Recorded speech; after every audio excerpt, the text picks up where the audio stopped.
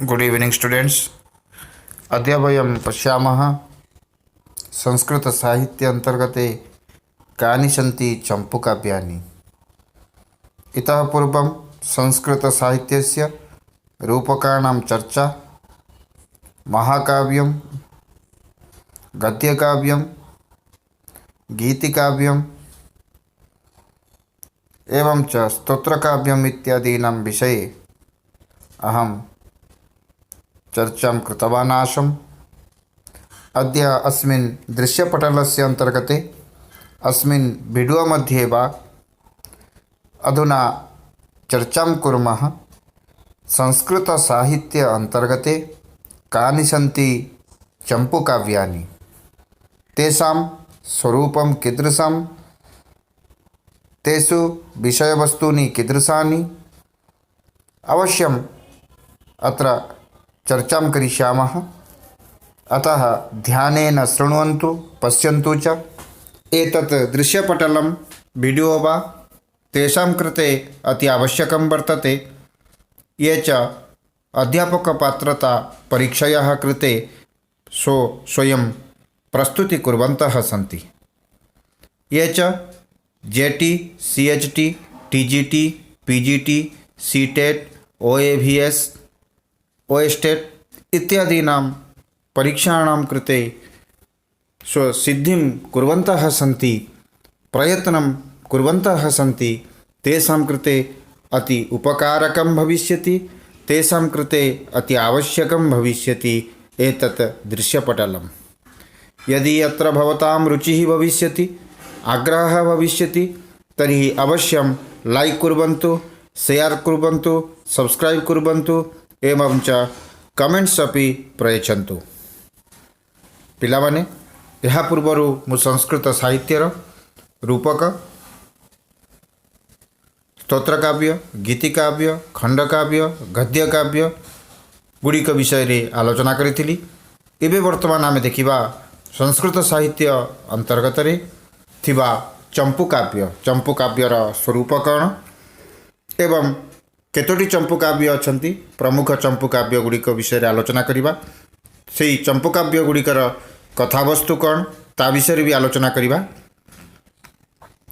ଯଦି ତୁମମାନଙ୍କର ଏହି ଭିଡ଼ିଓ ଦେଖି ରୁଚି ହେବ ତାହେଲେ ନିଶ୍ଚିତ ଭାବେ ଲାଇକ୍ କରିବ, ସେୟାର କରିବ, ସବସ୍କ୍ରାଇବ୍ କରିବ ଆଉ କମେଣ୍ଟସ୍ ବି ଦେବ। ଏହି ଭିଡ଼ିଓଟି ସେହିମାନଙ୍କ ପାଇଁ ପ୍ରଯୁକ୍ତ ଯେଉଁମାନେ ଅଧ୍ୟାପକ ପାତ୍ରତା ପରୀକ୍ଷା ପାଇଁ ପ୍ରସ୍ତୁତି କରୁଛନ୍ତି, ଯେଉଁମାନେ JT, OAVS, TGT, PGT, CTET, OSSTET, OAVS इत्यादि परीक्षा पर प्रस्तुति करुचंती। काव्यात्मक गद्ये तत्सदृश पद्यानां निवेशने चम्पू इति नाम्ना प्रबन्धकाव्यं निष्पन्नं जातम्। विश्वनाथेनापि साहित्यदर्पणे चम्पूकाव्यस्य परिभाषा प्रदत्ता। गद्यपद्यमयं काव्यं चम्पूरित्या विधीयते। काव्यादर्शे दण्डिना चम्पू इत्यस्य शास्त्रीय विश्लेषणं कृतं। तद्यथा गद्यपद्यमयी काचित् चम्पूरित्या विधीयते। पिलामाने, एही चम्पूकाव्यर स्वरूप कौन, चम्पूकाव्य काहाकु कुहाଯାଏ ना काव्य स्वरूप रे गद्यरे सेही पदगुड़िकर निवेशन ही हेउची चम्पू, जहाकु कि आमे प्रबंध काव्य बोली मध्य कहू। प्रबंध काव्य र निष्पन्न एही चम्पू काव्यरु ही होईची। विश्वनाथ कविराज स्व साहित्य दर्पण रे, निजर साहित्य दर्पण ग्रंथ रे चम्पू काव्यर परिभाषा देइछंती। कौन देइछंती? चम्पू काव्यर परिभाषा कौन विश्वनाथंक अनुसारे ना गद्यपद्यमयं काव्यं चम्पूरित्या विधीयते। अर्थात चम्पू काव्य रे गद्य मध्य थिब, पद्य मध्य थिब। अर्थात गद्य रे सेही भली पद्य गुड़िक थिब। अर्थात गद्य पद्य उभयर सम्मिश्रण को आमे चम्पू काव्य बोली कहू। अर्थात विश्वनाथंक मत अनुसार चम्पू काव्य रे गद्य मध्य रहिब, पद्य मध्य रहिब। दंडी कौन कहले? काव्यादर्शकार अर्थात काव्यादर्शर रचयिता दंडी कहले तार चम्पू बोली कौन, तार शास्त्रीय विश्लेषण करी कहिले जे कौन चंपुर लक्षण ना गद्य पद्य मयि काचित चंपुरित्य विधीयते अर्थात काव्य से गद्य थिबो से पद्य थिबो पद्य आउ गद्य एई भली रीति रे थिबा काव्य को आमे चंपू बोली कहिबा ताहले आमे एथिरु स्पष्ट चंपुर परिभाषा हेउची कौन ना जेउ काव्य रे गद्य थिबो एवं पद्य थिबो आमे सही काव्य को चंपू काव्य बोली कहिबा एवं चंपू बोली तार ना प्रबंध काव्य अर्थात ताकू आमे चंपू कहूचे ताकू आमे प्रबंध काव्य मध्य कहि परिबा अर्थात प्रबंध काव्य हेउची चंपू काव्यर गोटिए नामांतर। अस्मिन् क्रमे पश्यामः प्रथम चंपू काव्यं किमस्ति प्रथम चंपु किमस्ति इति तत्र परिदृश्यते नलचंपुः अर्थात नलचंपुः इति एकं चंपुकाव्यमस्ति तत् किम् इति पश्यामः पिलामाने एही क्रम रे आमे देखिबा जति ताहले प्रथमे प्रमुख चंपू काव्य गुड़िक मध्यरु नलचंपू काव्य टी आसुची एवं नलचंपू काव्यर कथावस्तु कौन एही विषय रे आमे नेक्स्ट स्लाइड रे देखिबा नलचंपू रे कौन को कहा जाइछि नलचंपू रे कौन वर्णन करा जाइछि ताहा आमे देखिबा नलचंपू नामकस्य चंपू काव्यस्य रचयिता त्रिविक्रम भट्टः अस्मिन् चंपूकाव्ये 7 उच्छ्वासाः सन्ति। नलदमयन्त्योः प्रणयकथा अत्र वर्णिता अस्ति। मंगलपद्ये श्लेषालंकारस्य प्रयोगे कवेः चमत्कारिता प्रदर्श्यते। पिलामाने प्रथम देखुचे आमे नलचंपू नलचंपू काव्यर नलचंपू नामक चंपू काव्यर रचयिता हेउचंती त्रिविक्रम भट्ट अर्थात त्रिविक्रम भट्टंक द्वारा नलचंपू रचना करा जाइछि। एही नलचंपू रे 7टी उच्छ्वास रही एवं यार विषय वस्तु कौन यदि आम चिंता करिबा ताले नल आउ दमयंती एही दुई जनकर प्रेम प्रणय कथा एठारे वर्णन करा जाइछि एवं एही नलचंपू काव्यर मंगल पद्य रे अर्थात मंगलाचरण रे श्लेष अलंकार प्रयोग कविंकर चमत्कारिता को देखौची अर्थात चमत्कारिता कवि केते चमत्कारपूर्ण रचना करिसेंती एवं श्लेष अलंकार केउ भली सन्निवेशन करिसेंती ताहा एही मंगलाचरणरू अर्थात मंगल पद्यरू स्पष्ट अनुमेय करा जाए।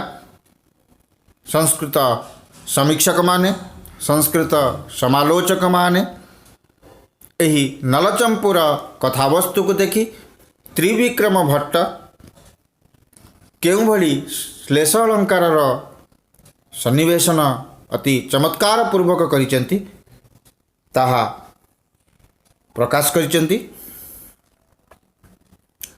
तेणु संस्कृत समीक्षक मानकर संस्कृत अनुरागी मानकर संस्कृत समालोचक मानकर एही मतटी अति श्रेयस्कर अटे। केउ भली मंगल पद्य रे चमत्कारिता प्रदर्शन करचंती ताहा आमे देखिबा। अत्र पश्यामः नलचंपू इत्यस्य मंगलपदम् अस्मिन् मंगलपद्ये श्लेषालंकार युक्त प्रयोगः त्रिविक्रम भट्टेन कृतः। किमस्ति श्लोकं पश्यन्तु। प्रसन्नाः कान्तिहारिण्यो नानाश्लेष विचक्षणाः भवन्ति कस्यचित् पूर्णे मुखे वाचो गृहे स्त्रियः। पिलामाने कवि त्रिविक्रम भट्ट नलचंपूर रचयिता एवं से निजर श्लेष अलंकार पराकाष्ठा देवाकू जाई नलचंपूर मंगल पद्य नलचंपूर मंगलाचरण रे एही श्लोकटी को कहिसेंती। मु श्लोकटी को पुणी आउ थरे प्रकाश करुची। प्रसन्नाः कान्तिहारिण्यो नानाश्लेषविचक्षणाः भवन्ति कस्यचित् पूर्णे मुखे वाचो गृहे स्त्रियः। पिलामाने नलचंपुर ही मंगल पद्यटी कवि त्रिविक्रम भट्ट श्लेष अलंकार सन्निवेशन करिसेंति एवं श्लेष अलंकार प्रयोग रे तांकर रचना केते चमत्कार युक्त ताहा स्पष्ट रूप रे अनुमान करा जाउची, स्पष्ट रूप रे जणा जाउची। तेणुकरी यही मंगल पद्यटीर उपस्थापना मु नलचंपुर प्रसंग रे कली। एवं च उपमयाः सौंदर्ये मुग्धः सन् समीक्षकैः कविं यामून त्रिविक्रमः इति उपाधिना विभूषितेति ज्ञायते। तद्यथा कथं ज्ञायते? तद्यथा उदय गिरिगतायां प्राक्प्रभापाण्डुताया मनुसरति निशिथे शृङ्गमस्ताचलस्य जयति किमपि तेजः साम्प्रतं व्योममध्ये सलिलमिव विभिन्नं जाह्नवं यामुनं च। पिलामाने कवि त्रिविक्रम भट्ट नलचंपुर रचयिता एवं केवल श्लेष अलंकार नुहे मंगलाचरण तो केवल श्लेष अलंकार प्रयोग करछन्ति। अन्य श्लोक गुड़िकरे अन्य पद्य गुड़िकरे से उपमा अलंकार मध्य सन्निवेशन करछन्ति, उपमा अलंकार मध्य प्रयोग करछन्ति। सेथिपाई कुआ जाउची उपमार सौंदर्य रे मुग्ध होई समीक्षक मानक द्वारा कवि को यामुन त्रिविक्रमः एही उपाधि रे विभूषित करा जाइछि बोली समीक्षक मानक द्वारा जणा जाए। अर्थात कवि त्रिविक्रम भट्टंकु यामुन त्रिविक्रम एही उपाधिटी प्रदान करा जाइछि। कोठियार प्रमाण अछि ना गोटे पद्य रे प्रकाशित जे तांको यामुन त्रिविक्रम उपाधि प्रदान करा जाइछि। केउ पद्यटी रे? सेही पद्यटी मु एठी दृश्यपटल रे उपस्थापन करुछि। यथा उदयगिरिगतायां प्राक्प्रभापाण्डुताया मनुसरति निशीथे शृङ्गमस्ताचलस्य जयति किमपि तेजः साम्प्रतं व्योम मध्ये सलिलमिव विभिन्नं जाह्नवं यामुनं च। एही श्लोकटी से उपमा अलंकार संयोजन करिसेंति, उपमा अलंकार प्रयोग करिसेंति, जहा फल कि उपमा अलंकार सन्निवेशन जो सौंदर्य से सौंदर्य रे मुग्ध होई समीक्षक माने त्रिविक्रम कवि को यामुन त्रिविक्रम उपाधि द्वारा विभूषित करथिले बोली जणा जाए। अनंतरम पश्यामः अस्मिन् क्रमे द्वितीय चंपुः अर्थात द्वितीय चंपुकाव्यम यशस्तिलक चंपुः अर्थात द्वितीय चंपुकाव्यस्य नाम वर्तते यशस्तिलक चंपुकाव्यम्। अस्मिन् काव्ये विषयवस्तूनि कीदृशानि, अस्य रचयिता कः इति तेषां विषये अग्रिम स्लाइड मध्ये पश्यामः। पिलामाने एही यशस्तिलक चंपुर कथावस्तु कौन, यार रचयिता किए, आमे नेक्स्ट स्लाइड रे देखिबा। किए से यार रचयिता? जैन कविना सोमदेव सूरिणा यशस्तिलक चंपुकाव्यं रचितम्। अस्मिन् चंपुकाव्ये 8 उच्छ्वासाः सन्ति। काव्यस्मिन् नायक यशोधस्य शुभचरितं, तस्य पत्न्याः धूर्तता, राज्ञः मृत्युः तथा च अष्टजन्मनि विभिन्नयोनिषु भ्रमणं ततः जैनधर्मे दीक्षितमित्यादि वर्णनं प्राप्यते। पिलामाने जैन कवि सोमदेव सूरी द्वारा अर्थात सोमदेव सूरी हेउचंती जड़े जैन कवि से जैन कवि सोमदेव सूरी द्वारा यशस्तिलक चंपू काव्य रचना करा जायछि। अर्थात यशस्तिलक चंपू काव्यर रचयिता हेउचंती जैन कवि सोमदेव सूरी। एही चंपू काव्य रे 8टी उच्छ्वास अछि। एही काव्य रे नायक यशोधर शुभ चरित वर्णन करा जायछि। तार पत्नीर अर्थात नायक यशोधर पत्नीर धूर्तता, राजांकर मृत्यु एवं 8टी जन्म रे विभिन्न योनि रे भ्रमण केमिति करा जायछि। ताहापरे जैन धर्म रे दीक्षित विषय रे अर्थात जैन धर्म रे केमिति दीक्षित हो परिबो से विषय रे अर्थात यशोधा केमिति जैन धर्म रे दीक्षित होइछि एई सब विषय वर्णना एही चंपू काव्यटी रे मिलिता है। एवं यही चंपू काव्यटीर नाम है यशस्तिलक चंपू काव्य। अनंतरम अस्मिन् क्रमे पश्यामः। अनंतरम प्रमुखं चंपू काव्यमस्ति रामायण चंपूः। अस्य कथावस्तूनि कानि अथवा कथावस्तु किम् अस्य रचयिता कः अस्मिन् संदर्भे पश्यामः आगामी स्लाइड मध्ये। पिलामाने प्रमुख चंपू काव्य गुड़िक मध्य रामायण चंपू काव्य भी गोटे प्रमुख चंपू काव्य।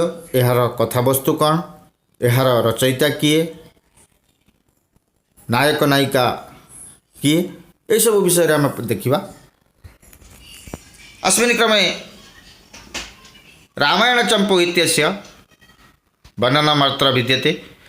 धारा नरेश भोजदेवेन रामायण चंपू काव्यं रचितं रामायण कथाश्रित चंपू काव्यमिदं किष्किन्धाकाण्डं यावत् रचितमासीत्।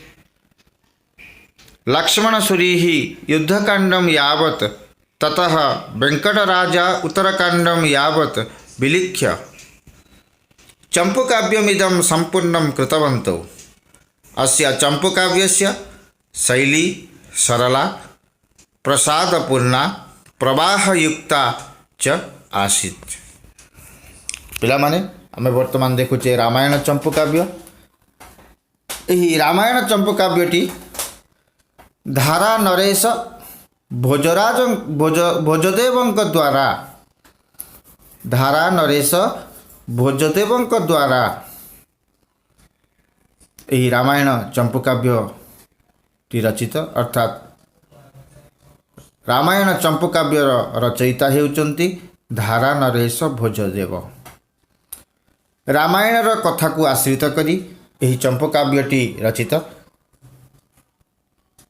अर्थात किष्किंधा कांड पर्यंत जो कथावस्तु अच्छी से कथावस्तु को आधार करी रामायण चंपू काव्यटी रचित। एथिरे लक्ष्मण सूरी युद्धकांड पर्यंत आउ तापरे वेंकट राजा उत्तरकांड पर्यंत लेखिकरी यही चंपू काव्यटी को संपूर्ण करिसेंती। अर्थात यही चंपू काव्यटीर रचयिता मूल रचयिता धारा नरेश भोजदेव एवं परे लक्ष्मण सूरी एवं वेंकट राजा ଏହି ଚମ୍ପକାବ୍ୟଟିର ଅଂଶବିଶେଷକୁ ଲେଖି ଏହାକୁ ପୂର୍ଣ୍ଣ କରିଛନ୍ତି। ଏହି ଚମ୍ପକାବ୍ୟଟିର ଶୈଳୀ ହେଉଛି ସରଳ ଏବଂ ଏଥିରେ ପ୍ରସାଦ ଗୁଣର ଛଟା ଦେଖିବାକୁ ମିଳିଥାଏ। ଏହି ଚମ୍ପକାବ୍ୟଟି ବିଶେଷ କରି ପ୍ରବାହଯୁକ୍ତ ଅଟେ। ତେଣୁକରି ରାମାୟଣ ଚମ୍ପକାବ୍ୟ ବିଷୟରେ ଏହା ହିଁ ପ୍ରମୁଖ ବିଷୟବସ୍ତୁ ଉପସ୍ଥାପନା କଲି। अस्मिन् क्रमे पश्यामः अनन्तरं प्रमुखं चम्पूकाव्यमस्ति उदय सुन्दरी कथा। उदय सुन्दरी कथा अस्य विषयवस्तु किम्? अस्य रचयिता कः? अत्र नायिका इत्येतेषां सन्दर्भे उदय सुन्दरी कथा चम्पूकाव्य गोटे प्रमुख चम्पूकाव्य मध्य अन्यतम। यार विषयवस्तु कौन, यार रचयिता किए आम देखा। षोडलेन रचितमिदं उदय सुन्दरी कथा चम्पूकाव्यम्। अत्रैव अष्ट उच्छ्वासाः विद्यन्ते।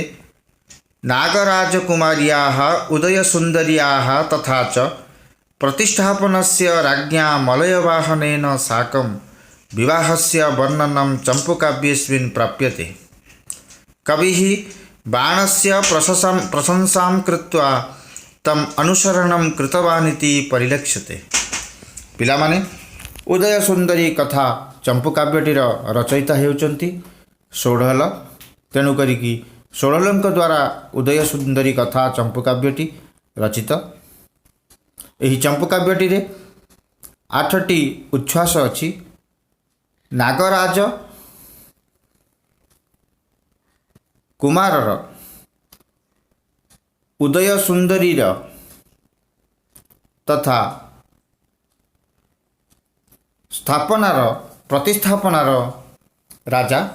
प्रतिष्ठापनार राजा मलयवाहनଙ୍କ सह विवाह वर्णन ଏହି ଚମ୍ପକାବ୍ୟଟିରେ ଦେଖିବାକୁ ମିଳେ।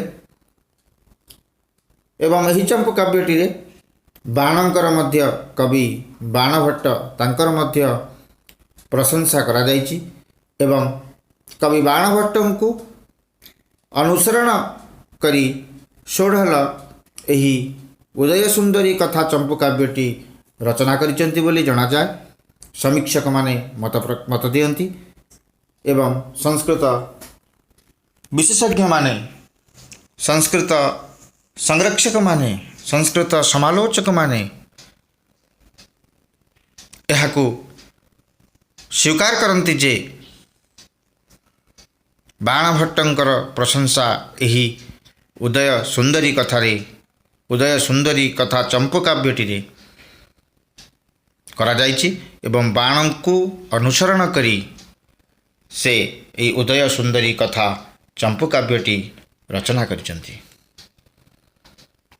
अर्थात एथिरो स्पष्ट षोडल ही उदय सुन्दरी कथा चम्पूकाव्यटीर रचयिता एवं यही चम्पूकाव्यटी 8टी उच्छ्वास अच्छी जहाकू आम अध्याय बा सर्ग बोली कहू। अर्थात गोटे गोटे प्रकरण को गोटे अध्याय को आम उच्छ्वास बोली कही था। अनंतरम पश्यामः प्रमुख चम्पूकाव्येषु भारत चम्पू इति एकं चम्पूकाव्यं प्रमुखं। भारत चम्पू काव्यस्य रचयिता कः? भारत चम्पू काव्यस्य विषयवस्तु किम् इति पश्यामः आगामी स्लाइड मध्ये। पिलामाने भारत चम्पू काव्य गुड़िक मध्य प्रमुख चम्पूकाव्य यार कथावस्तु कौन, यार रचयिता किए आम नेक्स्ट स्लाइड रे देखिबा।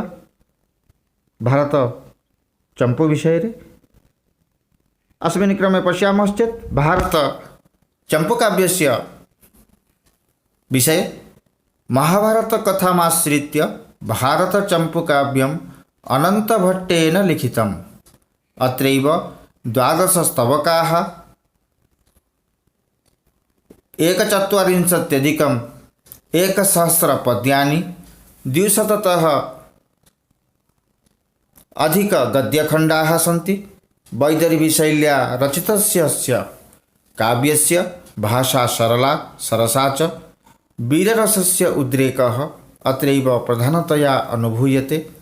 भावानां चित्रणे चमत्कारी पद्यस्य उदाहरणं कविना प्रदत्तम्। पिलामाने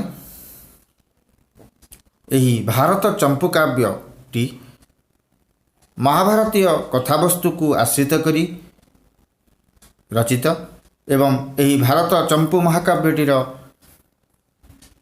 भारत चंपू काव्यटीर रचयिता हेउचंती अनंत भट्ट अर्थात अनंत भट्टଙ୍କ द्वारा भारत चंपू काव्यटी रचना करा जायछि। एही चंपू काव्यटी